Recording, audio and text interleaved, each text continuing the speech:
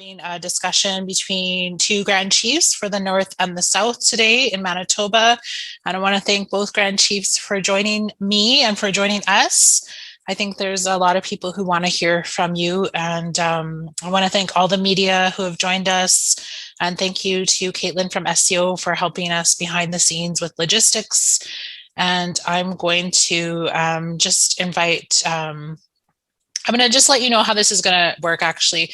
I'm going to invite both Grand Chiefs to provide opening remarks on the topic of residential schools. And then I'm going to ask them a question that they can respond to, and then they'll provide their response. And then we're going to invite media to ask questions. So I will now pass the mic over to Grand Chief Garrison Settee of MKO to provide opening remarks. Oh, tansi, ni sana Okimakanak. On behalf of the Manitoba Keewatinowi Okimakanak, I want to start by acknowledging the survivors and their families and their communities who are joining us online today. And a lot has happened. Recording in progress. Since the discovery of the 215 graves in Kamloops, and I think it has opened up a lot of trauma for our survivors, those that still remain, and it has opened up a conversation way across Canada and the world. The international community is looking on as we see more graves being discovered in other residential schools all across Canada.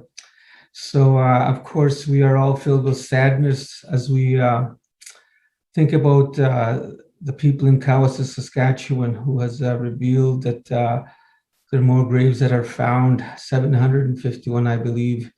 And we want to send our prayers to Chief Delorme and her people for this discovery. Is very shocking, and it just opens up a lot of wounds for our people. And so I'm thankful that we're here today to discuss a very important subject. And I want to thank my colleague, Grand Chief Jerry Daniels, for joining me here today. I know that he has been working very hard also to address this issue, and his organization has done a lot to bring this issue to the forefront. So I'm thankful that he's here with me. I enjoy working with him, and we have a very good relationship as Grand Chiefs in our respective territories. So a lot has happened, a lot of pain that has been passed down through residential schools, through intergenerational trauma, and a lot of abuse that has happened that has caused a lot of harm to our people. And it has been very difficult to talk about these things for the longest time. But I think that finally the truth is coming out, and many survivors and their family wanted to talk about this for a long time, but nobody wanted to listen. Through the Truth and Reconciliation Commission, a lot of stories have been told, but it seems that a lot of those stories, nobody really grasped the magnitude of the horrors that happened, and only now it's being revealed. And I think that Canada is now cognizant of a reality has tried to ignore for 154 years. The truth is finally being revealed, and it's an ugly, painful history. But I think Canadians must realize that this country was founded on an aggressive assimilation policy at the expense of 150,000 of our children, and about 6,000 of them never made it home. Some of them, if not many, most of them were killed in these residential schools. So Canada now must act. It is the responsible thing to do. It has no choice but to act. And I think that a concerted effort to find all these graves in Canada is necessary. The international community is looking on. They're challenging Canada to do something about these graves that are all over Canada with 139 residential schools. Something must happen, because Canada as a country cannot face the world with this taint and this stain on the legacy of the residential schools. So something must happen, and it must happen now, because I think that 154 years have gone by, and you can't erase this past. You must confront it and look at it for what it really is. So I'm thankful that we are here together, and me and Grand Chief Daniels had the opportunity to go to the residential school site in Brandon. We went at different times, but I know that his experience and the ceremonies that they had were similar to ours. But I thought it was important that we go as leadership. And for myself too, as a leader of the Northern First Nations, I knew that 54 of the people that are buried there were from the north. And an elder approached us 2 years ago to go and visit the site. And then it didn't happen, and we tried again, but then COVID hit. But then I'm glad that we had a chance to go there last Thursday. And I must say it was probably one of the most powerful experiences that I've ever had as a leader, to go to visit the site of the 54 graves that belong to northern Manitoba. It was very emotional. It was a very emotional experience and a powerful spiritual experience, because we were there on the ground, and we said our prayers, and also we sang our songs, and we laid the tobacco down, and it was an awesome experience, because I believed it was time for those children to be acknowledged, and that they can go, that they can leave in a good way. So I'm thankful that we had that opportunity, and I'm thankful to the chief of the Sioux Valley Dakota Nation that allowed us to do that. Chief Jennifer Bone from Sioux Valley, and Ken Whitecloud were on hand to help us, and the elders from that community who were survivors, and also the owners of the land that really were very gracious in allowing us to come and do our ceremonies there. So thank you for joining us today. This is a very important conversation. And the mayor of Brandon was also there, Rick Crest, and also the owners of the land, Mark and Joan Kovach, were part of these ceremonies. And I must say it was a very powerful experience. So thank you everybody for joining us, and welcome Grand Chief Daniels. Thank you for joining us today. Thank you, Grand Chief Garrison Settee. I just want to make a note that this information that we're sharing is quite triggering for many people, and I'm putting some numbers in the comments on Facebook that you can call if you do need some emotional support. So thank you, Grand Chief. And now I would invite Grand Chief Jerry Daniels to provide opening remarks. Bonjour, Dinawe Maganidok. Ogimama Kodishna Kaz Garush Diagnonji, Benassi Dudem, Treaty 1 Dunji, Nishnabé and Dakota Nation Dunji. My relatives, thank you for joining us today. I thank our Creator for another beautiful day that He has blessed us with. I want to thank everyone for being here, and Grand Chief Settee, thank you and your staff also for the important work, and also for going out to Brandon and spending time with Chief Bone and the community, and honoring those children that never made it home. And thank you for that. We were able to get there on Monday with some of our chiefs to also do a pipe ceremony and to sing a few songs and have survivors share their experiences, along with one of our chiefs, Chief Murray Clearsky, who was attended the residential school in Brandon. And so it was at his request that we actually came together on Monday. And so we did that because it was important for, as a chief who attended there, that we were able to accommodate him. I want to thank everyone who's here. I don't know if I need to reference some of the things that we heard earlier today, except for, 751 potential children being found, a hugely tragic piece of history. It is a reflection of what truly happened in this country. And I think that Canadian officials, provincial officials, need to come to terms with the motivating factor around why the land was taken from us, why our people are struggling even today, why are our people on the streets, homeless, struggling with addictions. Where did that come from? And it came from decades and generations of trauma. That's where it came from. And we need to come to terms with that. And I'm happy to join you in providing some of my own reflections. I want to reflect on four things. I want to reflect first on a personal level, because I think it's important to provide some understanding of what I've seen, I've witnessed and experienced. My family's and I think the community of that I'm from, Long Plain First Nation, and sort of the wider community of Anishinaabe Dakota people here in southern Manitoba.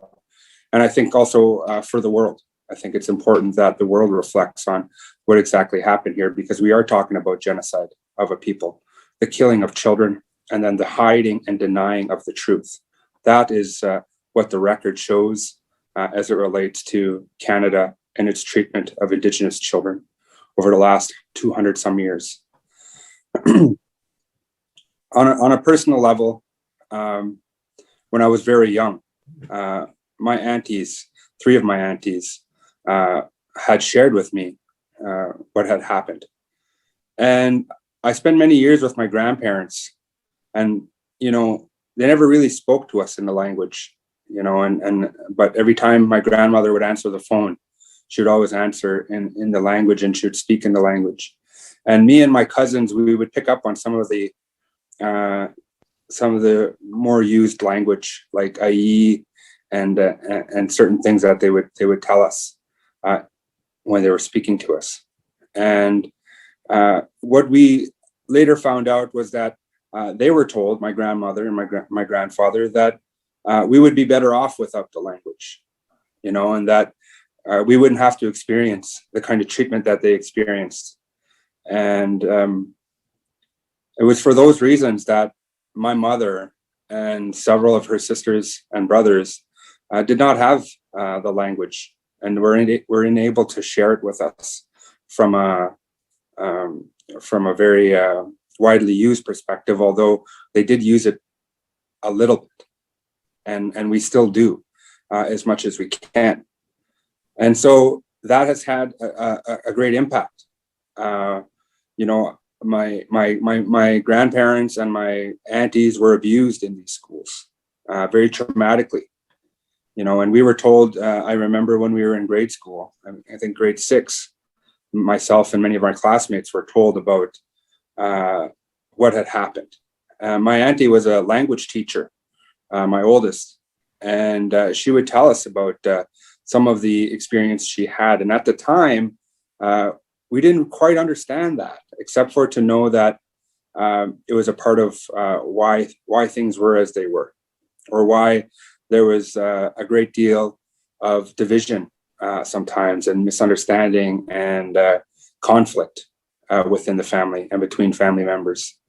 And I think that conflict has started in schools, really became a part of how we treated one another in our communities. It's almost like we took on that behavior in many ways. And I think that communities and individuals need to come to terms with that, so that's, I think, part of why many of me and my cousins as young children, as young men, struggled with ourselves, struggled to know who we were or what we needed to do.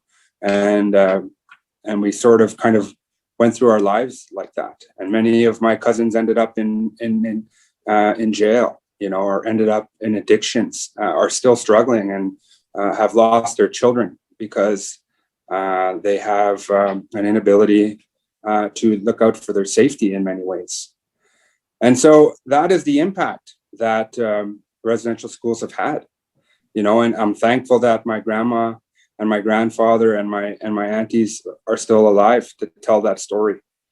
And, for the wider community, it's important for us to understand that the motivating factors for residential schools and the way they treated us is still apparent today in all of the institutions that we come into contact with. The justice system, the healthcare system, child welfare, even infrastructure and all the bureaucracies. It's still prevalent today. And it's difficult, I think, for us to overcome that sort of treatment. You know, when you have this authority that is wanting to ensure that the people who eventually do take control, when we talk about devolution, are of the same mindset and of the same values as they are. And, you know, most people understand that if you want to advance within an organization or with an institution, you have to sort of take on some of the same behaviors and characteristics of the senior people within those institutions. And that is how behavioral, behavior is learned. And that is how you advance in an organization. And so that is why Canada hasn't changed. That's why we're still where we are. That's why we're still seeing our people struggle even today. And many of our own people struggle to break that behavior that has been passed on to us in many ways. And so we have to find a way to overcome that. And so when I think of my family, I think of myself and our community and the nation, that's what I think about. I think about how that has transferred to us and try to understand that, you know, as much as there was or is a lot of abuse in our communities, it comes from somewhere. So how do you overcome that? You know, is the answer putting people in jail? Is the answer casting people out of our communities? And you know, what is the answer to overcome that hurt that is happening? You know, other than to talk about it and to spend time healing and smudging and using our medicines and singing and dancing. That is our way, and laughing. That is our way to overcome the terrible, terrible history that we all grew up with as children, as young people. And so my thoughts and prayers are really with everyone who's going through and reliving the trauma and becoming hopeless in many ways in the communities with what they've experienced and what they feel they need to do for their families. And I know there's a lot of very powerful young people and also a lot of old, very powerful medicine people who are today still very resilient, still very gifted, and give a great deal of hope to the nation. And I want to encourage those who are doing that to continue. And we love you, and we wish the best for you. And I thank you again, Grand Chief Settee, for joining and helping host this discussion today. I thought it was very important to reflect on the residential schools. We were happy to be in Brandon. We're going to be traveling with the caravan that's going to Kamloops. We're going to be heading there. We're going to stop in Kewassis and see the chief and give him a gift and honor them as well and recognize what has happened there. And so our hope is to be in Kamloops by the 5th of July.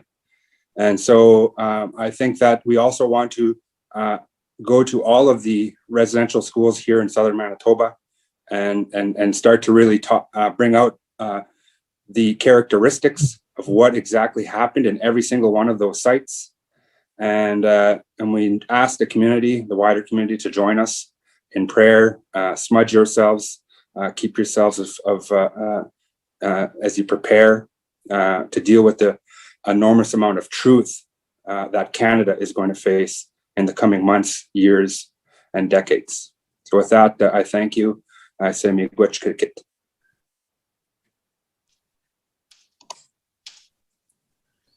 Miigwech, Grand Chief Daniels, for your comments and your reflections on the issue of residential schools. I thought it was really interesting that you touched on the importance of humor, because I think that people who don't know Indigenous people don't know how important humor is to us. And it's something that I noticed a lot when working with leadership that, you know, they're always able to incorporate humor into things. And I really appreciate that. I do want to ask a question now that I think is probably on everybody's minds collectively. You know, I'm going to go back to Grand Chief Daniels, and then I'm going to go back to Grand Chief Settee to answer this question.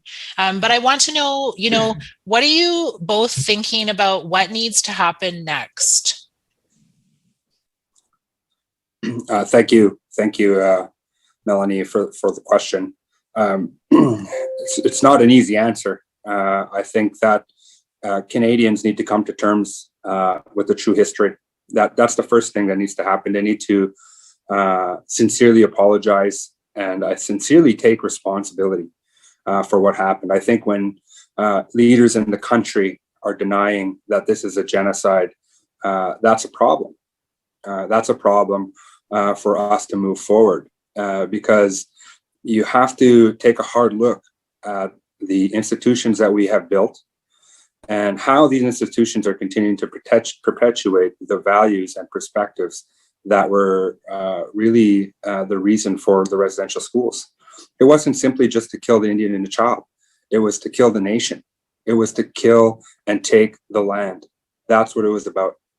They would have been just happy if we weren't here and the land was just here. That's what they wanted. That was the underlining factor for all of this, so that they can continue to expand the empire and to grow their nation on the backs of our people. That's the true history. And so we have to recognize that hasn't changed, that these institutions are looking to assimilate us continuously, even now, today. If we don't follow the value systems or the organizational behavior of these institutions, we are unable to take on those programs. We're unable to to take it away and devolve authority for child welfare, for health systems, for justice. And so that's the challenge. We have to be able to bring in the Indigenous, comprehensive, sort of holistic approach to all of these different institutions to heal our nations, and to focus on a lot of the mental health that we really need to focus on, and to help people make good decisions for themselves. We can't force those decisions on individuals. We have to give them the tools to make strong decisions, and they have to feel supported by their communities, by their families, and that we have their back. And Canadians have to have our back in doing that. And when we start going in that direction, I think we'll start to see change. Thank you for those comments, Grand Chief Daniels, and I concur. As we have said from the outset, that there can be no reconciliation without truth. Without the truth, there can be no real meaningful reconciliation with the state and Indigenous people. And it is incumbent upon Canada to address this issue of the murder of Indigenous children. This is a reality that happened in this country. Unless Canada acknowledges that, there can be no reconciliation. And I'm glad that international community is looking on. The international community is looking on because Canada has prided itself for being a country that is promoting human rights, but they have failed so many times in addressing human rights here in Canada, and also when it comes to addressing the injustices committed against Indigenous people. And I'm thankful that the international community is calling on Canada to look at these residential school sites and that there'll be a thorough investigation on all of these sites. I think that needs to happen. It's not going to happen overnight, but there has to be a plan. It is incumbent upon Canada. Canada is responsible for these residential schools. Canada is responsible for the churches that ran these residential schools. And there must be a concerted effort to ensure that all residential schools go through a thorough investigation to check the sites to see how many graves are there. I think that we cannot rest until this happens. but it must happen. Thank you, Grand Chief.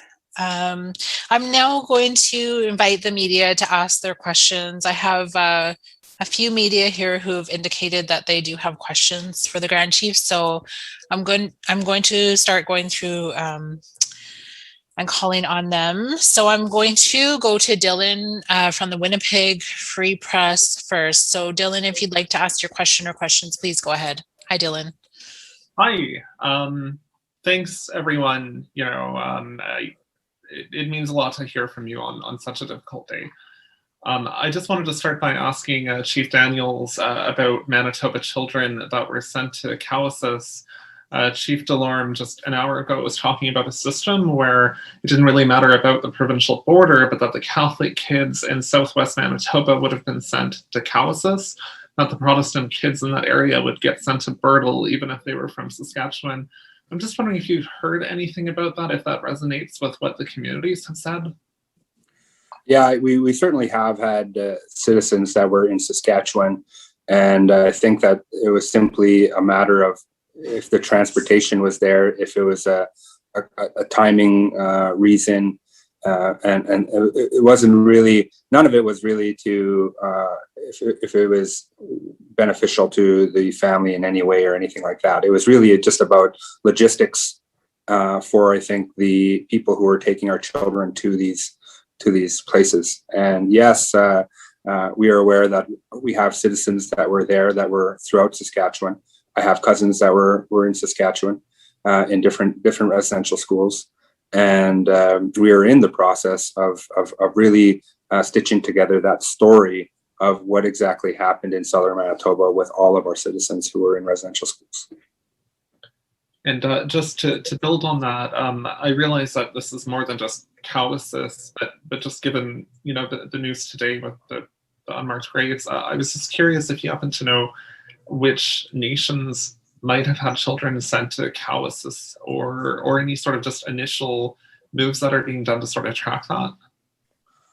Well, I think we're wanting to have the records more disclosed to us. That is not an easy task to get the church is still not showing a lot of the records. And I think that these graves and the children that were in these graves was something that the church wanted to be kept a secret. I mean, the chief spoke about how the church was removing gravestones from these graves, and in an effort to hide what exactly had happened.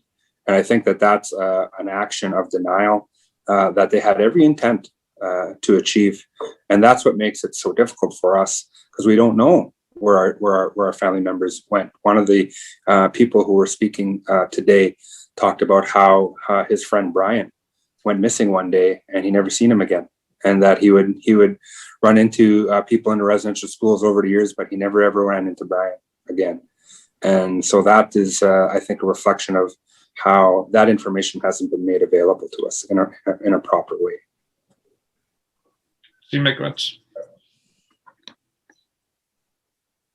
Thank you, Dylan. I have another reporter here, Daryl from APTN. If you want to go ahead with your questions, please do. Hi, thank you for taking the time to speak with us about this. I guess my question could be for either Grand Chief Daniels or Grand Chief Settee.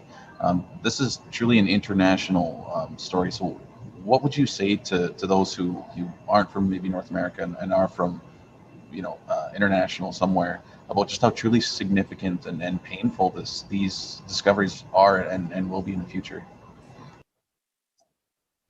Yeah. One of the things that I'm thankful of is that the world is looking on, that Canada can no longer hide the hidden truth. And we want the world to know that an atrocity was committed in this country, and this country was founded on assimilation policies that killed our people and killed our children in residential schools, and that Canada cannot go into the international community and try to chastise other people for injustices when the injustice that's committed on our land has not been addressed. So I'm thankful that they're looking on.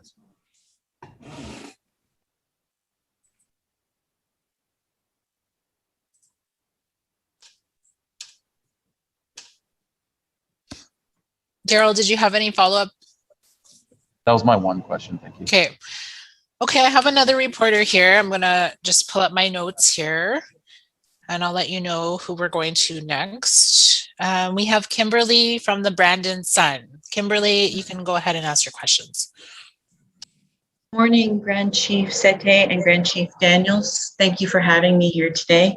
I truly appreciate the opportunity to have this meeting with you. My question today for both of you, or one of you, is what steps are being taken to identify the future unmarked graves at residential school sites in the province? Daniels. So right now, there is, I think, a variety of different efforts being done both at the local and regional level to sort of identify the process in which we're going to be moving in that direction. I think the foundation of all that is that we need to be working with the families that know that their children are there, and I think that that's been the highest sort of highlighted aspect of any sort of research around our deceased relatives. And so I think that is the first and foremost important thing at this point. And from there, we're looking at partnering, I think, with different groups who are, have the technology to do this sort of research, and communities. We've done a call out to really get sort of a background on where every single one of our communities is at with their citizens and involvement in the residential schools. And so that's part of what we're going to be wanting to do in what we're doing this summer, later summer, with traveling to all of the residential schools here in southern Manitoba and having the ceremony there, the water ceremony, and really the recognition and honoring of those children that never made it home, and also the survivors. And we will have more details around how we're going to go about it after I think we have been able to touch base with every one of our communities, which we haven't been able to do as of yet.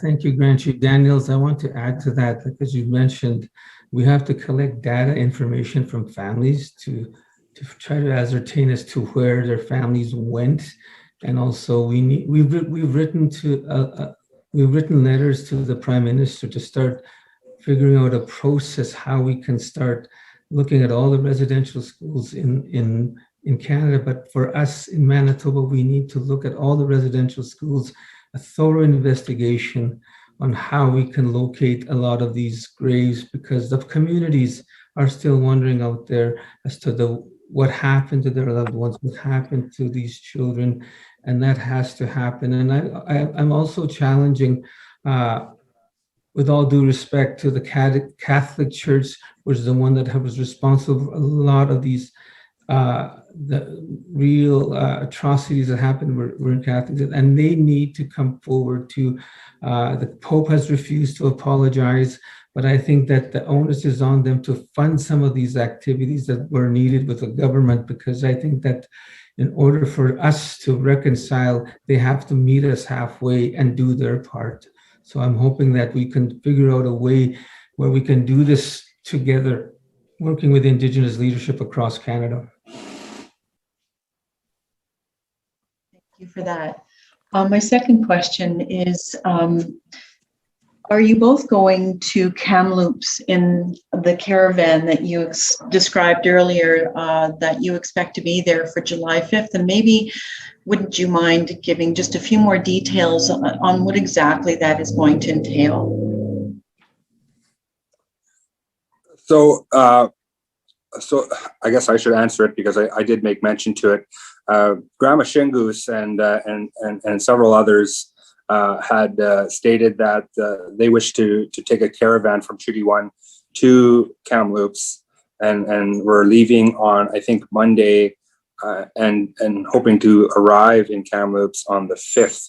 And so what I've asked my office to do is to connect with them, which we have, And so we're providing some monetary support to the caravan. And I'm actually taking some of my daughters and my son. We're going to be sort of driving and heading to Keewatinowi first.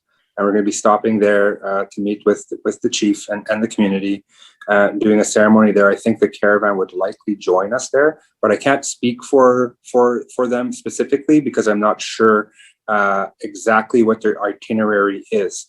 But I know that we're both heading in the same direction, and we had sort of the same intent of going to Kamloops, and then when we heard that they were going there, that's when we thought that, well, we might as well support them and sort of join them along the way, and perhaps help them in some way in an effort to honor the children of Kamloops and the children of these residential schools.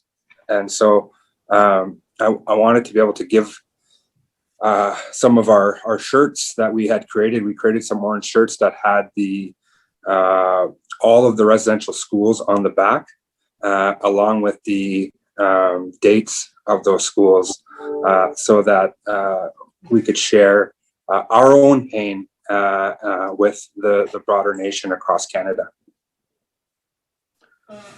I have not really put that on my schedule yet as to travel, but we will definitely do our effort to support SCO as they journey down to Kamloops. For your time. Thank you, Kimberly.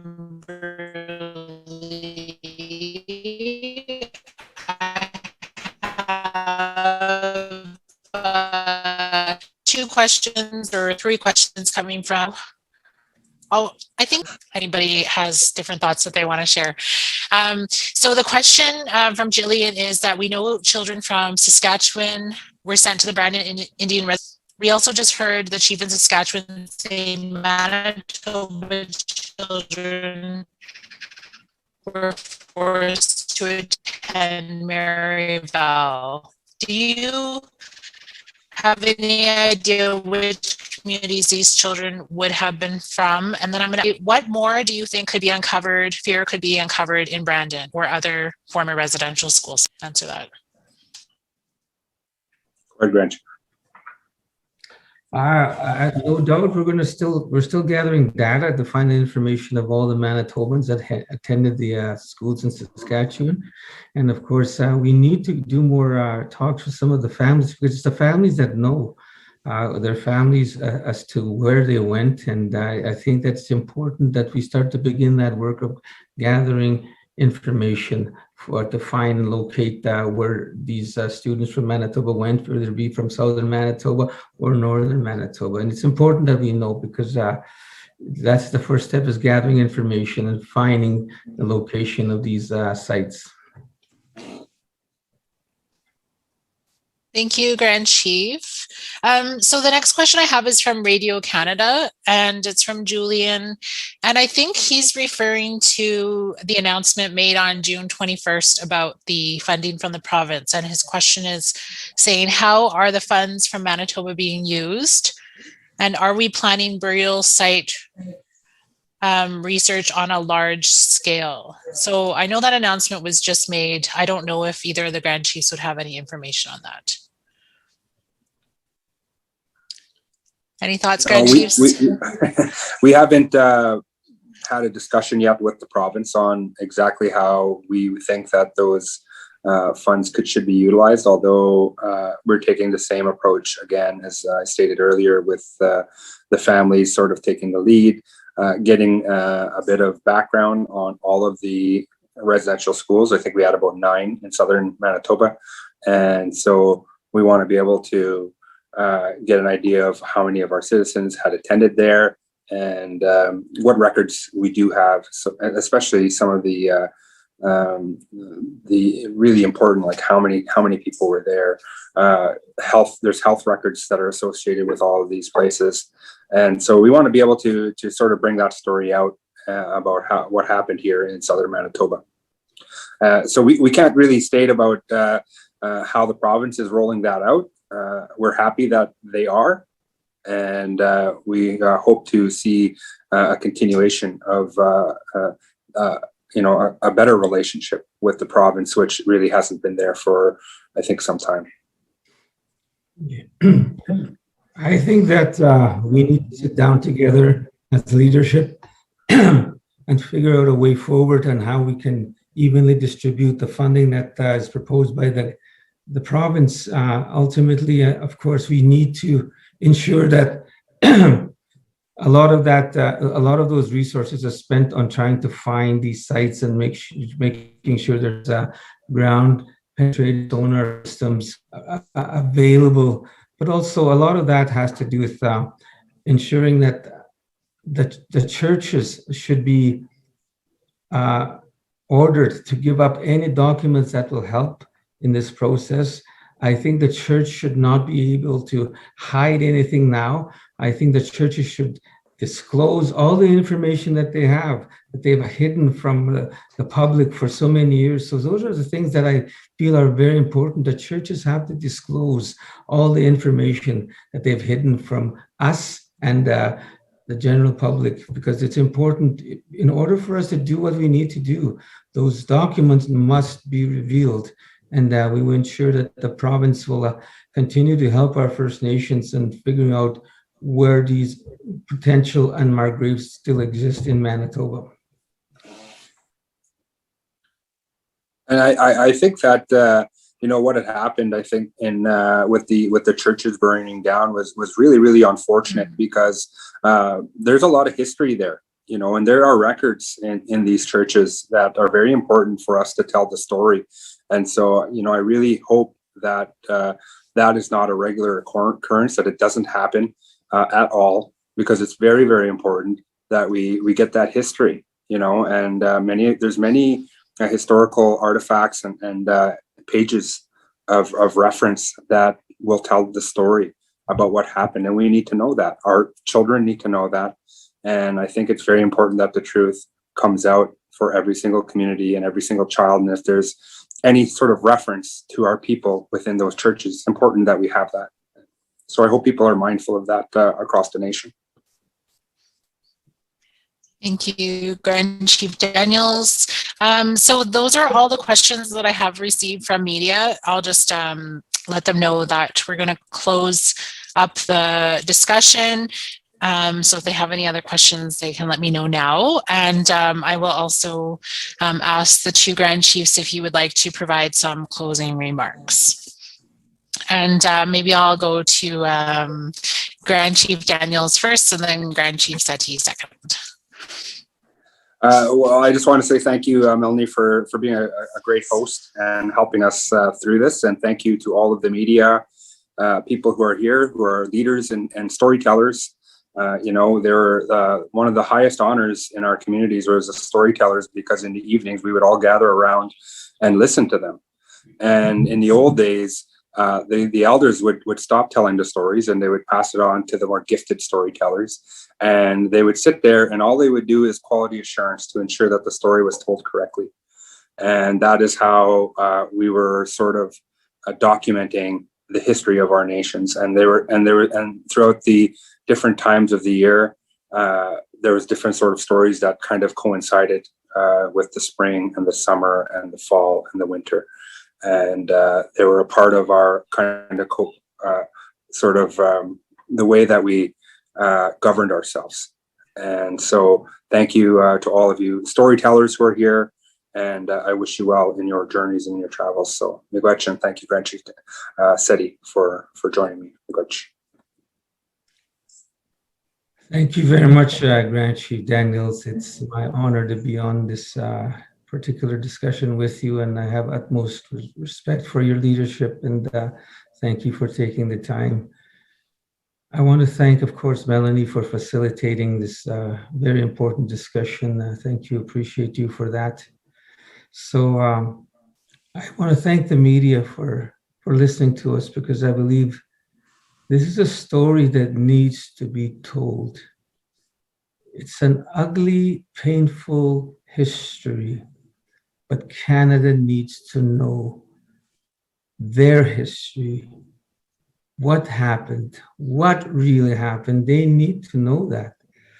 And you hear about stories of the physical abuse and the sexual abuse and the homicide that took place. And I hear many people talk about stories that are only now coming about babies being born to young children and then disappearing. And then some people seeing dead bodies that will be traumatized for life. They've seen death and they've seen a lot of that. And for a long time, nobody ever told these stories, but the truth is coming out now, and we must tell the whole truth. And the whole truth needs to be told as we go forth. Thank you so much.